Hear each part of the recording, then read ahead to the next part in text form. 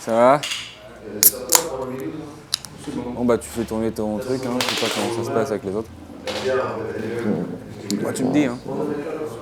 Ouais. Beach chat couille, c'est bon? Ok. Est-ce que tu peux me parler de ton enfance? Voilà. Ça commence mal. Bah moi j'ai eu une enfance très difficile, hein. À 5 ans j'ai été foudroyé. À 6 ans j'ai été violé par un prêtre, alors que je suis protestant. En fait c'est parti d'un quiproquo. Mes parents ont confondu les mots pédopsychiatre et pédophile. Et puis sinon à 12 ans, overdose de chicha. Tu sais quoi? Va prendre une binouse, toi aussi. Tes questions là, je le sens. T'as mon briquet qui est là. Tu l'utilises pour l'ouvrir, la binouse, hein, pas ta gueule. Je déconne. Et serre-toi dans mon paquet de clopes aussi, vas-y. Hein. Prends-en. Tu fais juste gaffe. Dans le paquet de clopes, par contre, il y en a une, c'est pas complètement du tabac. Augustin, est-ce que tu pourrais définir ton humour? Je poserai pas la question comme ça parce qu'on est plus des aimants à opportunité, si tu veux, que des humoristes. Ça veut rien dire. Enfin, on est dans l'humour en ce moment, après on sera peut-être ailleurs. Et dans l'humour, on est des aimants à opportunité. Et des aspirateurs à bite aussi. C'est d'ailleurs un peu l'originalité de notre modèle sur ce marché qui est quand même ultra concurrentiel. Hein. L'humour en France, bon courage. Hein. Je carbure pas mal l'humour noir. Les gens qui me connaissent pourront confirmer voilà, des blagues antisémites. Sans recherche. Juste des trucs gratuits. Misogynes aussi. Après, il y a une limite que je franchirai jamais, c'est les blagues sur les Belges. Ça, jamais. À côté de ça, je te rassure, moi je suis le premier mec à faire des jeux de mots les plus pourris toute la journée, nier la Shoah, ça c'est mon petit côté des proches que j'adore par ailleurs d'ailleurs, pour l'écriture je trouve. Niveau écriture, c'est... Mais au-delà de ça, moi je suis pas non plus prêt dans l'humour pour une simple plaisanterie, une bêtise sur Mahomet, à ne pas voir grandir... des enfants, des petits gamins, enfin pas mes enfants, j'en ai pas, mais c'est des enfants que je côtoie, enfin que par exemple, enfin c'est voilà, c'est des petits enfants que oui que je vois que par internet ou par Moi, j'ai pas peur, hein. Évidemment, l'islam, je pourrais dire 1000 blagues dessus. Là, en ce moment, j'ai pas de blagues sur l'islam, mais si j'en avais, j'en ferais plein. Plein de blagues sur l'islam. Mais là, j'en ai pas. En fait, voilà, j'ai pas de blagues sur l'islam actuellement. Mais si j'avais une blague sur l'islam, ouais, je la dirais, sans réfléchir. Mais là, j'en ai pas. J'ai pas de blague en ce moment. Enfin, j'ai pas de blague sur l'islam, mais si, voilà, tu vois, t'as compris. Ouais. Est-ce que tu peux me parler de ton rapport à la scène? Yes, bah moi j'y vais tous les soirs, quoi. Tous les soirs je suis dans des villes de province, mais de merde. Le public c'est que des connards de chômeurs, à la con, des gens qu'à Paris on toucherait même pas, quoi. Même pas avec un bâton. Moi j'y vais, je donne, je suis là tout le temps. Dès qu'il y a un handicapé, c'est simple, je le fais monter direct. De toute façon il a pas le choix. Ça marche comme ça parce que les gens m'adorent là-bas. Et c'est assez incroyable, quoi. Oula, moi, la scène, enfin, dans ma famille, on a ça dans le sang. Déjà, mon arrière-grand-père est monté sur les planches quand il a été pendu, la Libération. Donc, si tu veux, c'est vraiment dans mon ADN. Quand mon père, il a joui, il a crié « Action ». Mon prochain autobio show, je pense qu'il sera pour les gosses, tu vois. Parce que eux, c'est simple, ils m'adorent encore plus. Donc, et puis parler à un gosse, tu vois, rire avec le gamin, j'ai remarqué, enfin, je trouve, j'ai observé que pour moi, c'est une arme de construction massive, pas destruction, construction massive, vraiment, je trouve. Je vais te raconter un truc assez amusant. J'avais donné rendez-vous à un journaliste pour une interview et je lui ai dit « On se retrouve chez moi ». Et ce con, pendant toute la soirée, il a sonné à la porte de mon appart. Parce ce qu'il n'a pas compris, c'est que chez moi, en fait, c'est la scène. Quand je dis chez moi, en fait, je parlais de la scène, tu vois. Quand je suis sur scène, je me sens vraiment à la maison. C'est ma zone de confort. Est-ce que tu peux nous parler de ton parcours? Bah, mon parcours, ouais, il est un peu atypique. dans le sens où j'ai mis un pied dans l'univers de la télé il y a maintenant 10 ans, et que tout s'est enchaîné super vite pour moi, ça a été cool, ouais. Mais de rentrer dans la télé-réalité, tu veux dire? Ouais, télé-réalité, mais ça c'est quelque chose que j'assume totalement, il n'y a juste aucun souci là-dessus, ça fait partie de mon parcours, voilà, maintenant c'était il y a 10 ans, les codes ont pas mal changé entre-temps à la télé, je revoyais récemment Les Anges 12, et je trouve que c'est devenu beaucoup plus trash, beaucoup plus vulgaire en fait, et voilà, si c'était à refaire aujourd'hui, je le referais pas, tout simplement parce que ça me ressemblerait plus en fait. Comment vous vous êtes rencontrés, Augustin et vous? Il avait des conjurations magiques pour ne pas se souiller. Quand on s'est rencontrés, Sacha il était dans ce truc hyper queer, post-macho, très berlinois en fait, que je kiffais trop. Et on s'est tout de suite retrouvés sur Marx, Malebranche, Bourdieu, Spinoza, Descartes, Baudelaire aussi. D'ailleurs, si tu nous parles suffisamment longtemps ou de choses suffisamment abstraites, tu peux être sûr qu'on croisera vite un de ces gugus. Tu vois, Sacha, pour moi, c'est d'abord ce corps.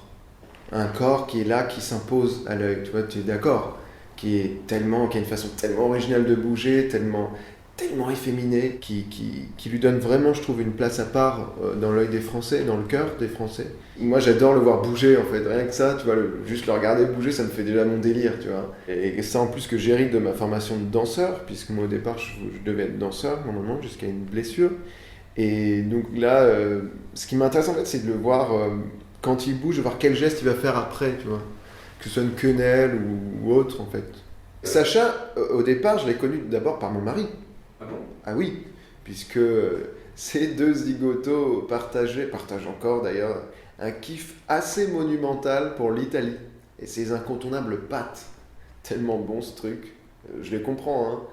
Est-ce que tu peux me décrire à quoi ressemble un tournage type de fiche de lecture? Il n'y en a pas, il n'y a pas de tournage type. Le seul moteur, c'est le plaisir. Tu prends du plaisir, si tu prends plus de plaisir, t'es mort médiatiquement. Il y a un gros boulot en amont au niveau du texte. Déjà, on ne tourne pas si le texte n'est pas béton.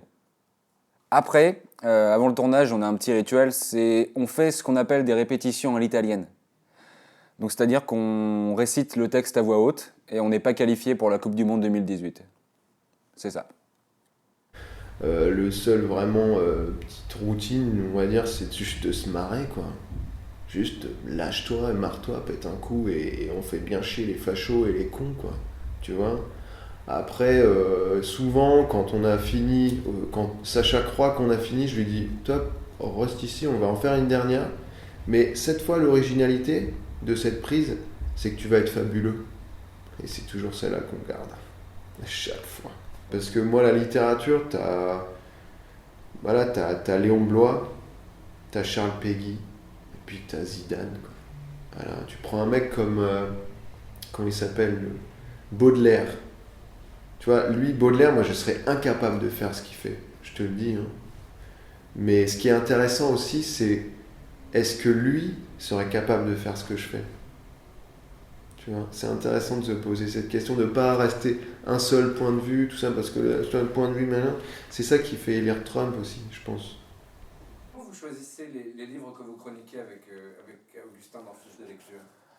Alors, en 2-3 clics, on a accès au site Amazon, sur lequel on peut voir des listes de livres. Donc de préférence, on choisit des livres qui ont été écrits par des auteurs morts. Sinon, si on peut pas, on choisit des bouquins qui ont été écrits par des mecs qu'on aimerait voir crever. Voilà. Tu sais, la littérature, c'est peut-être la chose la plus importante au monde pour moi.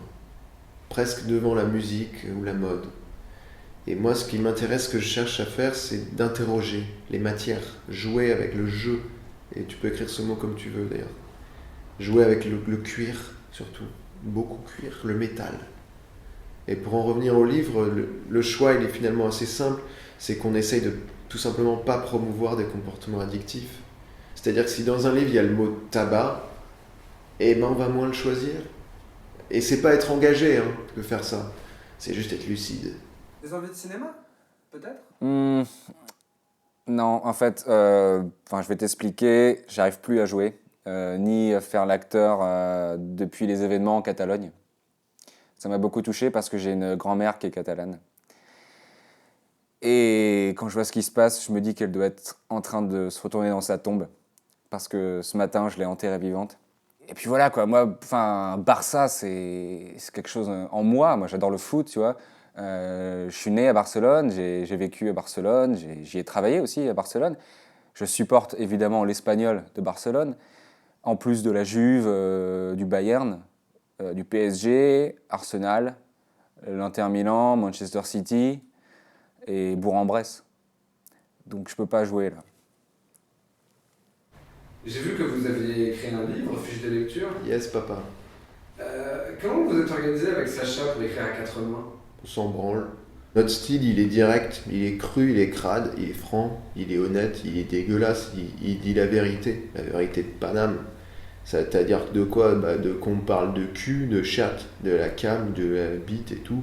Et qu'on n'en a rien à carrer de faire trembler les bourgeois. Alors là, tu peux en être sûr.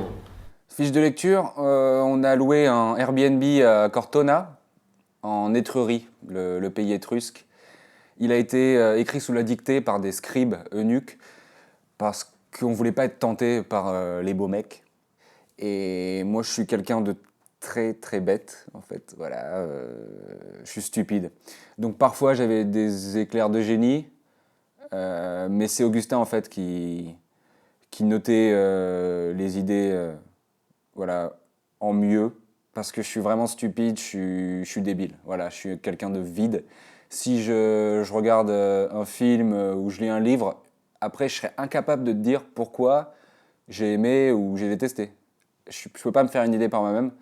Il faut que je regarde des critiques, que je prenne des phrases pour faire genre, parce que je suis une personne totalement vide. Tu sais ce qui se vend aujourd'hui en France? La bite. Voilà, je te le dis. Et tu sais ce qui se vend encore mieux? La grosse bite. C'est triste, hein, mais on est obligé de s'adapter. Donc je suis bête. Et sinon, quand on écrivait, bah, un peu d'alcool, c'est sûr. Voilà, parce que un petit coup pour se désinhiber, pour aller mieux, et aussi pour se tester, pour tester ses propres limites, pas seulement physiques, hein, aussi psychologiques. Parce que chez moi, l'alcool, c'est un besoin viscéral. Non, de toute façon, moi je bois plus, enfin beaucoup moins, et ça c'est exceptionnel parce que l'alcool ça rend vraiment les gens cons. C'est toujours la même chose, quoi. T'es en soirée bourré, t'as toujours l'ivrogne de service qui te prend à part dans la cuisine, qui dit eh, gna gna, madame, machin, elle m'a touché quand j'étais petit, elle avait pas le droit, pourquoi là? Tu sais, toi t'es à Brège, quoi. T'es juste un ivrogne, moi j'aimerais juste bien reprendre 2-3 rails avant que le petit se réveille, quoi. Et je suis un mec vraiment très violent et très très très agressif. Hyper agressif. Quand je bois, je suis très très violent.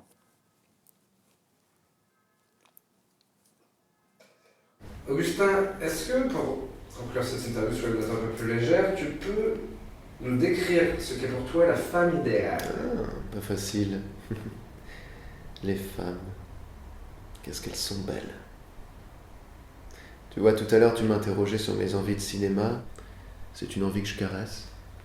Et je dois dire que rien ne me fait plus plaisir que de filmer des femmes. Et mon prochain livre, même si j'ai également un film en préparation, mais à mon prochain livre, j'ai décidé de le dédier aux femmes, à toutes les femmes, parce qu'elles sont si belles. Et il y a toujours cette frontière imperceptible entre le refus de faire l'amour et l'érotisme, qui moi m'interroge énormément, m'interpelle beaucoup. Et j'ai côtoyé toutes sortes de femmes dans ma vie, aussi bien des saintes femmes, très pures, comme des grosses putes, avec leurs grosses meules de bonnes salopes qui aiment la queue. Et pour moi, ces mots-là, ils sont tout sauf péjoratifs. J'y vois beaucoup de joie, en fait.